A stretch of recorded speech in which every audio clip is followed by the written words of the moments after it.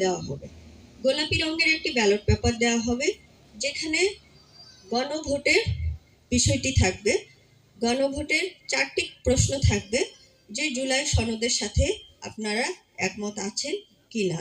4টি প্রশ্নের মাধ্যমে মূল বক্তব্যটা সেটাই যে ওইখানে 2টি অপশন থাকবে, হ্যাঁ অথবা না। আপনি আপনার পছন্দের অপশনে সেখানে সিল দেবেন এবং সেইটি বাক্সে ফেলবেন।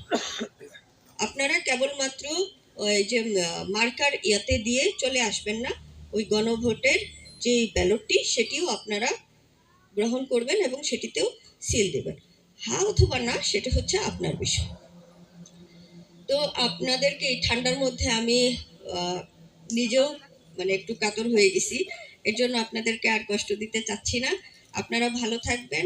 মাশরুম চাষ এটি সার্বিক দিক দিয়ে লাভজনক, অর্থনৈতিকভাবে এবং আপনার নিজের পরিবারের জন্য, সুস্বাস্থ্যের জন্য।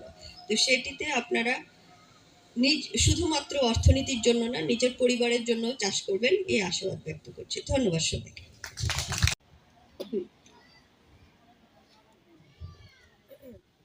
মাশরুম চাষ সম্প্রসারণের মাধ্যমে পুষ্টির চাহিদা মেটানোর আজকের এই মাঠ দিবসের অনুষ্ঠানে আগত অতিথিবৃন্দ, মঞ্চের উপবিষ্ট অভ্যাগতবৃন্দ, সবাইকে শুভেচ্ছা জানাচ্ছি। আমরা এখানে এতক্ষণ মাশরুম চাষের পদ্ধতি বা উপকারিতা, মাশরুমের উপকারিতা অনেক কিছু জানলাম, কিন্তু আমি আমার ফিল্ডে এতদিনের কাজ করার যে অভিজ্ঞতা এবং আমার পরিবারের অভিজ্ঞতা থেকেই বলছি যে আমাদের যারা বয়স্ক এবং যারা সাধারণ মানুষ তাদেরকে কনভিন্স করা তো সহজ না। আমি আমাদের পরিবারের গল্পই বলি যে 11-12 সালের দিকে আমি স্বপ্ন অথবা মিনাবাজার কোথাও মাশরুম দেখেছি এবং সেখানে আমি যেহেতু মফস্বলের মেয়ে, মফস্বলে মাশরুমটা একেবারেই প্রচলিত না এবং বাংলাদেশেই মাশরুমটা অনেক নতুন একটি প্রোডাক্ট। তো সেখানে দেখে আমি সেটা নিয়ে গিয়েছি বাসায়। আমার আম্মা প্রথমেই যেটা বললো যে এই ব্যাঙের ছাতা মানুষ খায়। খাইয়ে শেষ পর্যন্ত আমি খাগড়াছড়িতে পোস্টেড ছিলাম লাস্টে এখানে আসার আগে। যেটা হয়েছে যে প্রায় প্রতি মাসে আমি সেখান থেকে মাশরুম তাকে পাঠাতাম।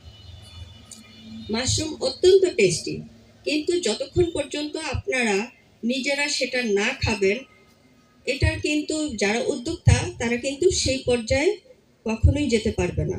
সবসময় মানে বড় শহরকে কেন্দ্র করে অথবা বড় দোকানে সাপ্লাই দিয়ে উদ্যোক্তা গড়ে উঠতে পারে না যদি নিজেদের একটা ভোক্তা লেভেল গড়ে না ওঠে। তো আপনাদেরকে সেই মাশরুম খাওয়ার অভ্যাসটা গড়ে তুলতে হবে। এটা এমন কিছু না, আপনি ডিম ভাজার সাথে খেতে পারেন, পেঁয়াজের বদলে মাশরুম কেটে দেন, জিনিসটার পুষ্টিগুণ অনেক বেড়ে যাবে। আপনি চিংড়ি মাছ দিয়ে ভাজি করে খেতে পারেন, খুবই সুস্বাদু। আপনি একবার খেয়ে দেখেন, তারপরে বললেন যে আমি বলেছিলাম। চিংড়ি মাছ দিয়ে মাশরুম সেটা আমার মানে ফেভারিট আইটেমের একটা। তো ইভেন আপনারা আমরা পাহাড়ে যেরকম খেয়েছি যে তেল ছাড়া মাশরুম জাস্ট ঝোল করে, খুবই মজা, খেয়ে দেখেন আপনি। আর বড় যে রেস্টুরেন্টগুলোতে রেসিপি থাকে, স্যুপে থাকে, আর পাকোড়া যেটা ওই যে বেসনে ভেজে করে, এটা তো খুবই কমন আইটেম এবং খুবই সুস্বাদু। তো আমাদের যারা মা বোনেরা আছে তারা নতুন নতুন রেসিপি তৈরি করে প্রতিনিয়ত। তো আমি আশা করছি যে তারা মাশরুম নিয়েও একটু পরীক্ষা নিরীক্ষা করবেন। সব